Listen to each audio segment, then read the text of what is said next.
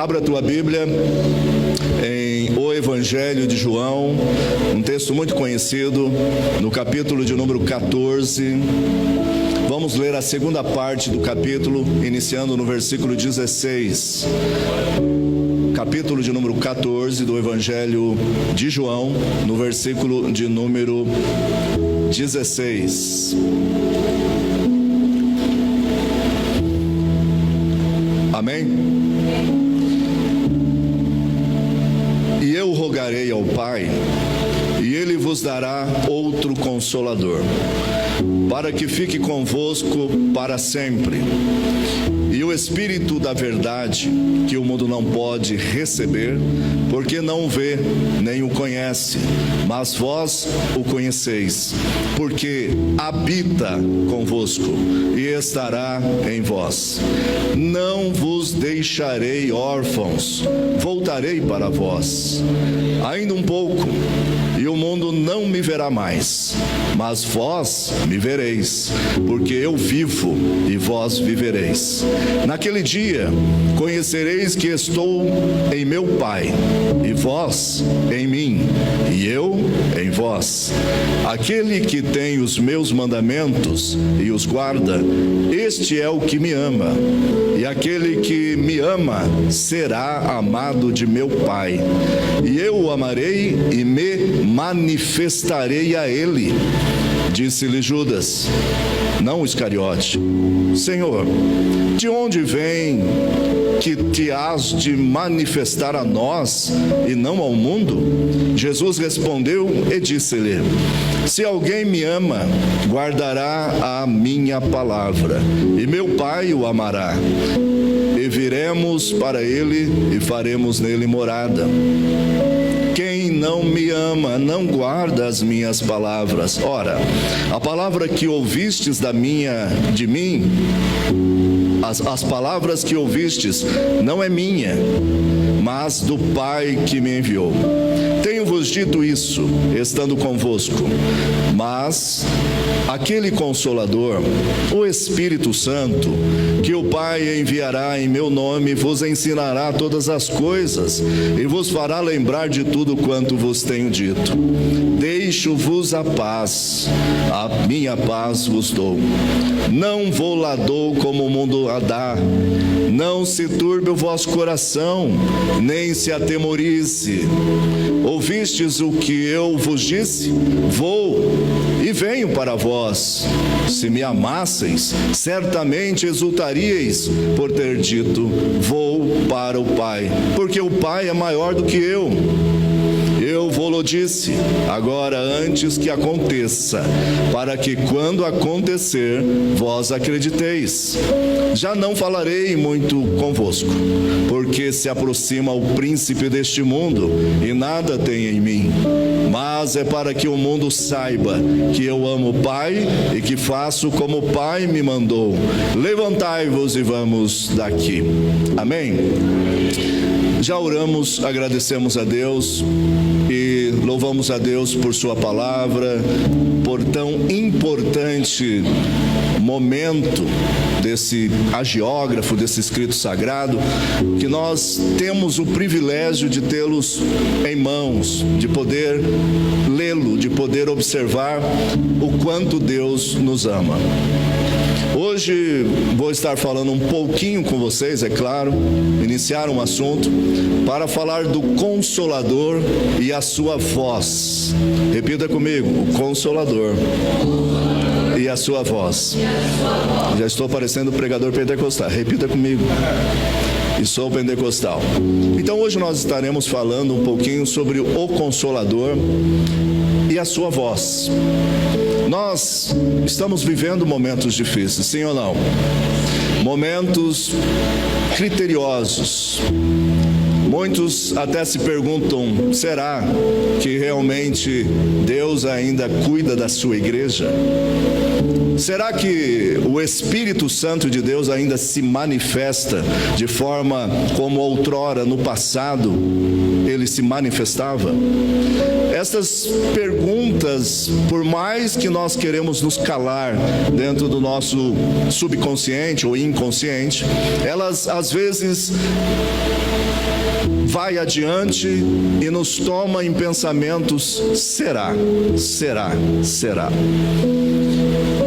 Não podemos, irmãos, deixar que o dom, o Espírito, o dom de Deus, ele venha descer nas nossas vidas.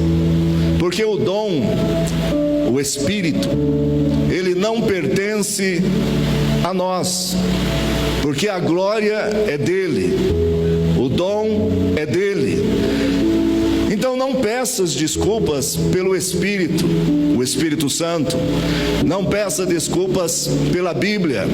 Estamos com medo de pregar a palavra de Deus, a palavra do Espírito, porque nós nos esquecemos que a palavra de Deus, ela é regada pelo Espírito Santo. A palavra de Deus, ela é a verbalização consistente, concretizada da pessoa do Espírito Santo. E dá-se o nome a esta palavra de Logos, porque ela é o verbo que se procede através de uma articulação das suas cordas vocais, da sua capacidade pulmonar de respirar, de inspirar e expirar, e esta força do pulmão faz com que as suas cordas vocais emitam sons fonéticos.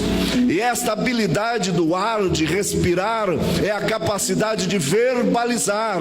Deus é a palavra, mas o Espírito Santo é a verbalização da palavra pelo Espírito que há no Deus Todo-Poderoso. E dentro desta possibilidade, nós temos que estar cheios do Espírito Santo. Se quiser, talvez, se defender de alguma forma ou juridicamente, apenas diga: está escrito. Talvez você seja apontado, discriminado, talvez até perseguido.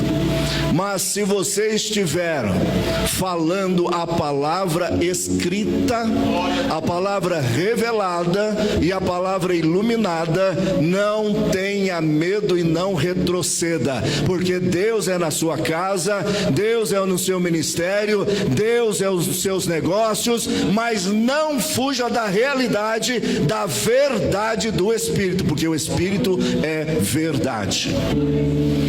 E nós encontramos, irmãos, tempos marcados que estão fora do Davar Elohim, fora da palavra de Deus. Tempos difíceis marcados por relativismo, superficialidade e o desvio na exposição bíblica. Nós hoje temos e possamos clamar e declarar como Lutero declamou e declarou: a minha mente, ela é cativa da palavra de Deus. Olha que privilégio é o ser humano dizer: a minha mente, ela é prisioneira, ela é cativa da palavra de Deus. Significa que tudo que você vai fazer para si, para o outrem e para Deus, está na direção da palavra de Deus. E esse momento, nós temos que pedir a Deus que nos ajude, que nos dê experiências espirituais com Deus Espírito Santo, para sermos expositores fiéis da palavra de Deus. Hoje vocês sabem muito bem, ou até mais do que eu, que estamos vivendo uma teatralização da glória, uma ofuscação do brilho de Deus na igreja. Queremos simulacros da glória, queremos encenações da glória, mas não queremos o Deus da glória. E o verdadeiro Deus da glória, Ele está na exposição da verdade escrita de séculos após séculos, que é a sua palavra. Quando nós entendemos que estamos cativos, prisioneiros pela sua palavra, tudo o que fizermos,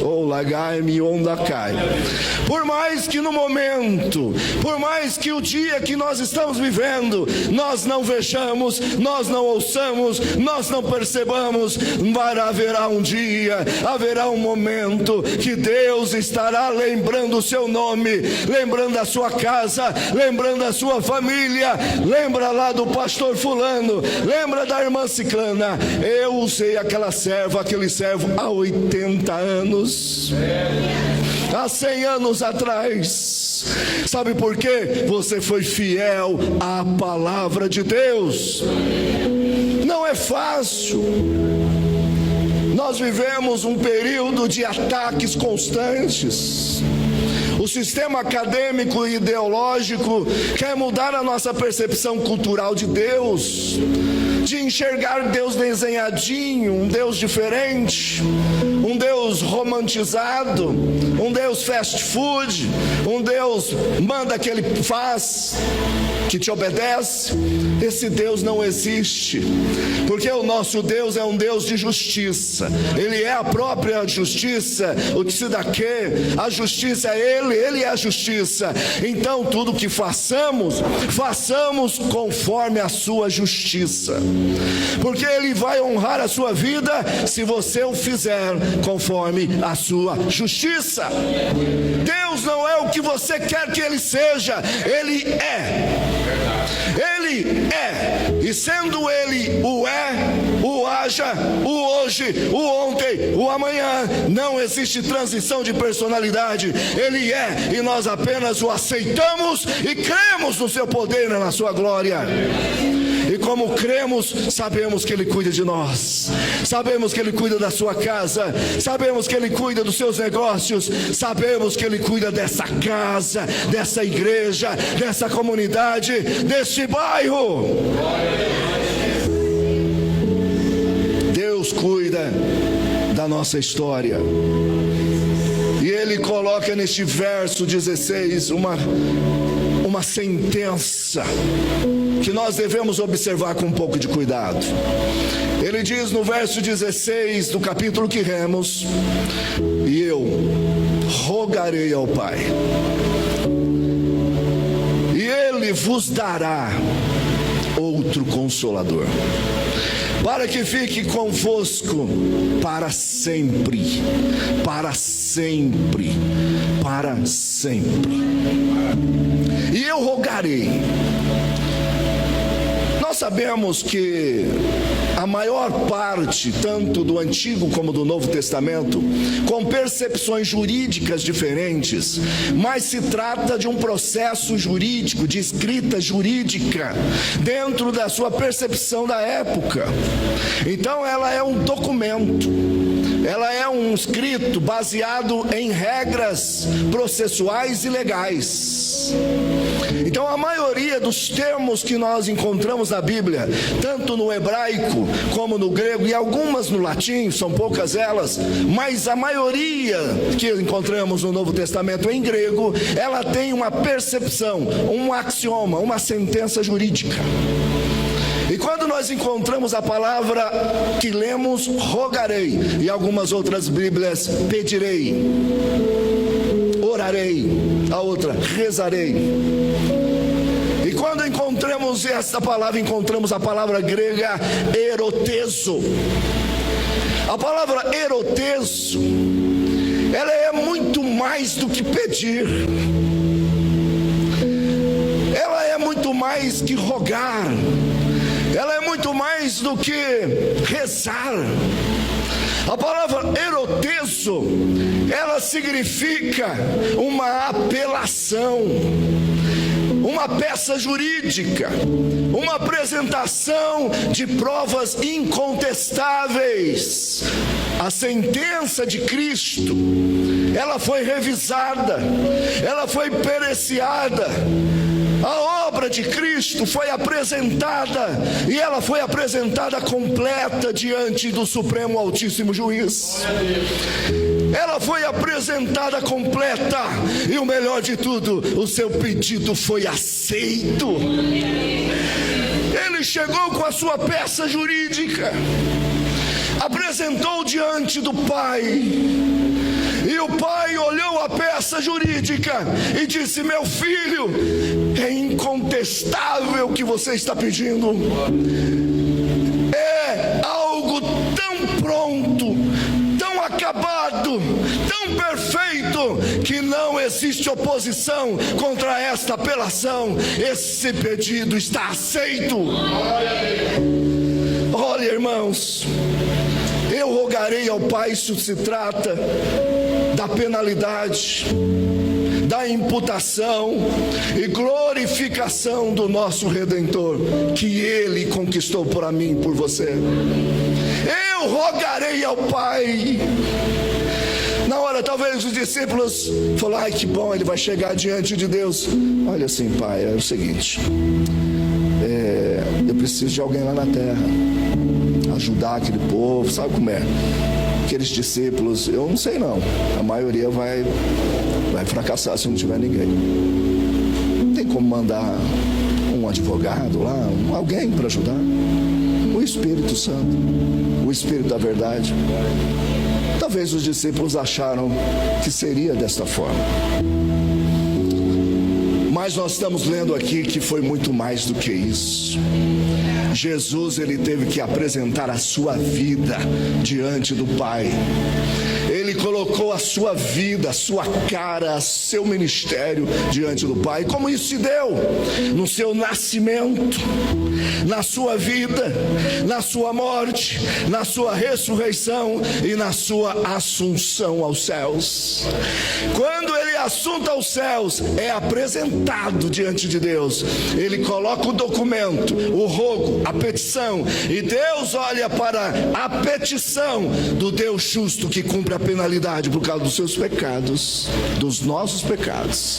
Ele diz: está liberado. Está liberado. Aí, meus irmãos, entra a crise. Como nós não podemos valorizar a pessoa do Espírito Santo de Deus? Ele teve que nascer, ele teve que viver, ele teve que morrer, ele teve que ressuscitar e chegar diante de Deus e apresentar as nossas debilidades, as nossas falhas, e colocar-se diante de Deus e dizer: Senhor, estou aqui como promotor e defendo, e defendo, e defendo, e agora eu quero que dê a eles o Espírito Santo. A palavra dar, presente, dogar, caris. Estou dando para vocês, é um presente de Deus, o Espírito Santo. E o Espírito Santo, ele tem sentimento, ele tem pensamentos, ele tem cognição, ele tem personalidade. Sabe o que significa isso?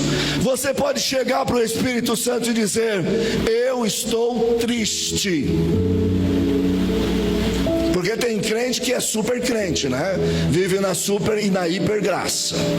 Já é ultra power, né? Já passou do nível nosso aqui do de baixo, o primeiro degrau, já está glorificado, chequinoso, cadochante, já é poderoso, glorificado. Não, estou falando de nós, pecadores. Mas tem gente que fala assim para o Espírito: não, eu sou feliz demais. Ah, Espírito, que alegria. Mas no coração está dizendo: o Espírito Santo vai dizer que eu estou triste. O Espírito Santo vai dizer: não, é você que tem que dizer para ele que você está descontente, que você está triste. E ele tem personalidade, ele tem sentimento, e ele vai olhar para você e diz assim: você tem legado construtivo de resposta poderosa sobre a sua vida, porque você foi sincero e sincera. Quando somos sinceros, ao Espírito Santo de Deus, haverá uma compreensão dos céus e da eternidade, que você pode ser cheio do Espírito Santo. Você será capacitado pelo Espírito Santo de Deus. Aí verá o Espírito Santo de Deus e olhará para você. Você tem capacidade. Você vai na igreja, parece que todos os dias. Você está procurando com desejo técnicas na área musical. Você está com desejo na leitura e na busca do conhecimento. O Espírito Santo vai percebendo, falando: então eu vou dar a ele segundo a sua capacidade. Trabalhando, desenvolvendo, conhecendo, eu vou abençoar, vou dar mais, eu vou dar mais, eu vou dar mais, eu vou dar mais. Aí ela vai buscando: eu não sei, eu não consigo, pastor, me ajuda. Aí o Espírito Santo olha, tem sentimento, percepção, cognição, é pessoal. Ele olha para você e vê, ele acha que é só isso. Eu vou dar mais, eu vou dar mais, eu vou dar mais. Aí você fica de madrugada buscando, estudando, lendo, percebendo e fazendo. O Espírito olha e fala assim: não, chegou, filho, tem mais, tem mais. Eu vou dar segundo a sua capacidade. E vai dando. Então esse Espírito não é para tratar de qualquer forma. Esse Espírito é o Espírito Santo de Deus. Espírito Santo. Ele é separado, separado para Deus. Se ele é separado para Deus, existe um diálogo, existe uma comunicação com Deus. Vós sois o Hieron. Hieron é templo, é casa de Deus. Casa no sentido de templo. Então, se o Espírito está em você, tudo o que você faz é para a glória de Deus. Tudo o que você fala é para a glória de Deus. Convenhamos, tem hora que não é, mas tentamos. Quando erramos, não, Senhor, me perdoa, errei, não foi para a sua glória, agora me corrija e eu faça o melhor. Eu entro no retrocesso e busque fazer aquilo que não fiz até agora. Precisamos entender o poder da presença do Espírito Santo de Deus. Agora sim, o rogo, o pedido foi aceito e o Espírito da verdade tem total atividade nos ministérios da igreja. Agora Deus trabalha nos ministérios. Eu venho de uma forma até envergonhada te dizer, mas corajosa: Deus não se chamou só para isso. Deus não te chamou só para isso. Deus não te colocou aqui só para estar aqui. Deus te colocou em patamares que você ainda não viu. Mas isso aí é axiologia, Daniel. Você está criando. Não. Deus vai ser na sua vida conforme você mede Deus. Se você medir Deus pequenininho, eu acho, talvez, será que o Espírito Santo vai me usar mesmo? Não, eu cheguei aqui nesta noite dizendo: Senhor, foi o Senhor que me trouxe. Foi o pastor, dirigido pelo Espírito Santo de Deus, que me convidou. Se ele me convidou e o Senhor está autorizando, aprovando, corroborando, eu estou aqui no poder da palavra e autoridade do Espírito Santo de Deus. E eu estou dizendo: Deus não te chamou só para isso. Deus te chamou para estar aonde Deus quer que você esteja. Mas faz tanto tempo, pastor, eu sou crente aí, já faz umas 40 dúzias para trás. Já não consigo alcançar o ápice que eu sonhei na minha vida. Isso porque você está vivendo, como diz uma música, e ela até fala alguns veredictos para a nossa alma. Você está vivendo os seus sonhos. Mas Deus ensina-nos a viver os sonhos de Deus. Os seus sonhos são pequenos. Os seus sonhos têm déficit de realidade ou transtornos de realidade. Os seus sonhos, ele para aonde aparece o primeiro obstáculo e primeiro desafio. Mas os sonhos de Deus não têm barreiras. Os sonhos de Deus não têm muralhas. Os sonhos de Deus não têm inimigos. Os sonhos de Deus não têm hostes infernais, porque aquele que está na direção, no discernimento, na força e autoridade do Espírito Santo, ele chega aonde Deus quer que ele chegue. Então vamos falar, já que é para falar tudo, né? Para falar tudo. Você que acha que está aqui, pastor, eu estou com quase tantos anos, já não vou fazer mais nada, pastor, agora eu só vou, se alguém vier até mim, aí eu falo, mas se não vier até mim, é porque Deus não quer. Olha, mano, que coisa baixa, hein? Esse é o nível mais baixo que eu já vi dentro de igreja. É o nível mais, para não falar outra coisa, porque Deus está dizendo: filha, enquanto houver respiração, enquanto houver inteligência, e até mesmo no hospital com câncer, todo danado da vida, você pode ser usado mais que pastor Daniel, mais que pastor Abílio Santana, mais que pastor Falcão, que seja, você vai ser usado da forma que Deus quer te usar. Chega dessa conversinha pequena, baixa, decaída, que você não vai fazer porque já deu o quê? O seu Deus não é Deus de medidas pequenas. Nosso Deus é um Deus que transborda e faz a coisa acontecer na vida daquele que crê na sua palavra. Meu horário já foi, eu acho, já foi. Então nós temos o rogo de Deus, o rogo do Cristo, o rogo do Espírito Santo.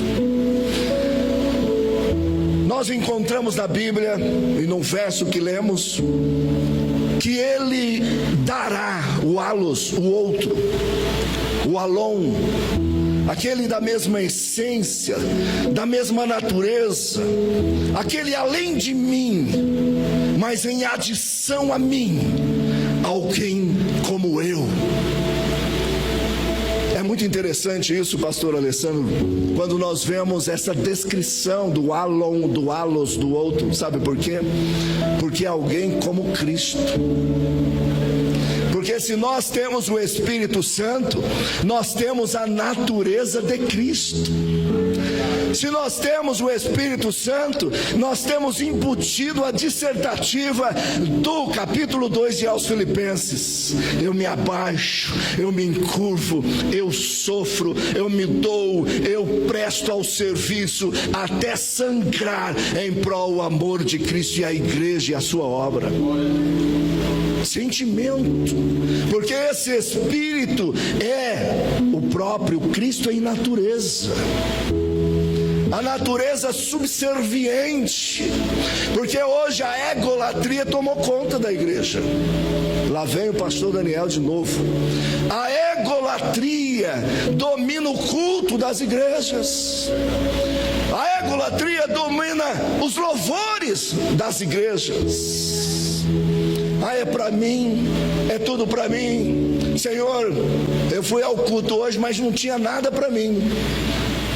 Esse foi o melhor culto que você foi. Porque o melhor culto que nós vamos é quando não tem nada para nós, mas tem tudo para Deus. Porque o culto é cultivo, é tratamento de guarda, preservação de qualidade, aplicação da cognição em algo que vale a pena crer. Então significa que quando você vem à igreja, você cultiva a autoridade, a supremacia, a deidade, o poder desse Deus. Enquanto a mim não importa, porque o meu amanhã pertence a Ele, basta a mim o pão de cada dia. Mas a egolatria não, a ego manda. Alguém aponta o dedo pro irmão, esses dedos que apontam machucam, né? Mas é nessa hora que você deve olhar para Cristo e falar assim: e aí, inteligente Espírito Santo, o que devo fazer? Aí o Espírito Santo fala: você não tem mais um dedo para apontar, não? Porque é só um, eu tenho muito mais problemas ou defeitos do que esses. Mas nós precisamos entender que hoje nós vivemos uma descentralização da pessoa do Deus Espírito Santo no meio da nossa liturgia, do nosso canto, da nossa leitura, da nossa homilia. Irmãos, se eu vier ao culto e não for inspirado pelo Espírito Santo de Deus, que reunião social mais fraca, porque será uma reunião social mentirosa. Seria muito melhor você ir numa festa, beber, fazer outras coisas, do que vir numa igreja que é mentirosa. Porque uma igreja verdadeira é uma igreja que olha o texto, analisa o texto, transpira no texto, ora sobre o texto, vai no texto, sente o texto. Quando ele percebe o texto, o olho começa a brilhar, começa a ver as descobertas da eternidade, da glória, do vislumbre desse Deus glorioso, e o seu olho brilha. Pregador, expositor, ensinador, ou aquele que faz a homilia, e o seu rosto não brilha, os seus olhos não brilham quando fala de Cristo. Precisa nascer de novo. Ah, mas está pregando, está falando, precisa nascer de novo. Precisa voltar e ser regado pela pessoa do Espírito Santo de Deus. Mas não podemos deixar que qualquer outro tipo de deuses com D minúsculo domine a nossa consciência de Deus e de culto e da sua palavra. É a palavra de Deus. O Alos, ele é Deus. E Ele está aqui nesta noite. Ele está em você. Ah, mas será que está em mim? Esta palavra está queimando o seu coração? Esta palavra está queimando a sua mente? Está te fazendo pensar? É o Espírito Santo de Deus. É Ele que te ensina.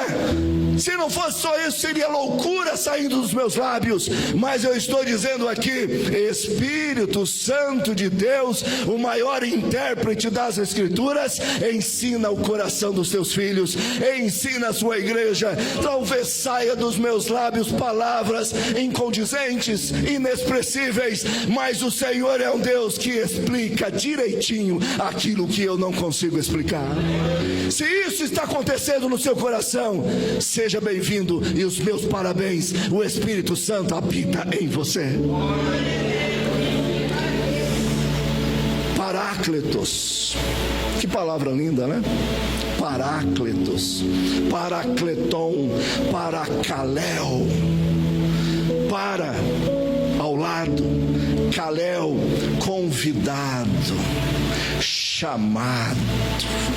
O Paracleto, depois traduzido por algumas peças escriturísticas como Consolador, como advogado, como ajudador, como aquele que está com você todos os dias para dizer: eu sou o seu console, eu sou o seu advogado. Ah, mas todo dia veio um pensamento: ah, você é pecador, você é miserável, você é falho, você é incapaz. Verdade. Aí o Espírito Santo vem ao seu ouvido: mas não é você, sou eu. Não é você, é a minha capacidade de agir em você. Mas isso é lindo. Qualquer acadêmico, doutores, agora nós estamos fazendo parte de uma academia mundial de letras, que é mundial. E aí eu sou o único pastor. Depois eu conto esse testemunho na íntegra. E eles me convidaram e eu sento nas lives, nas reuniões, nas convenções que nós fazemos, e eles sempre pedem uma palavra de oração, uma palavra de consolo, uma palavra de realidade espiritual. E nós nós que não somos bobos, aproveitamos o tempo que o tempo nos dá. E Deus faz algo acontecer. Irmãos, eu estou sentindo que Deus vai salvar acadêmicos. Já está salvando, mas Deus conta comigo, peças pequenas, com você, com a igreja do Senhor Jesus, para fazer a diferença, porque não sou eu, não é você, é a pessoa do Espírito Santo de Deus. Meus queridos, meu tempo já foi. Outro dia damos continuidade a essa fala, mas que Deus abençoe o seu ministério, que Deus abençoe a sua casa, que Deus abençoe a sua mente. Você não é apenas o que você pensa que é, você é o que Deus pensa sobre você todos os dias. Busque os pensamentos de Deus, busque o conhecimento de Deus, e Deus te fará saltar diante deste mundo da incredulidade e do pecado. Que Deus os abençoe poderosamente. Amém.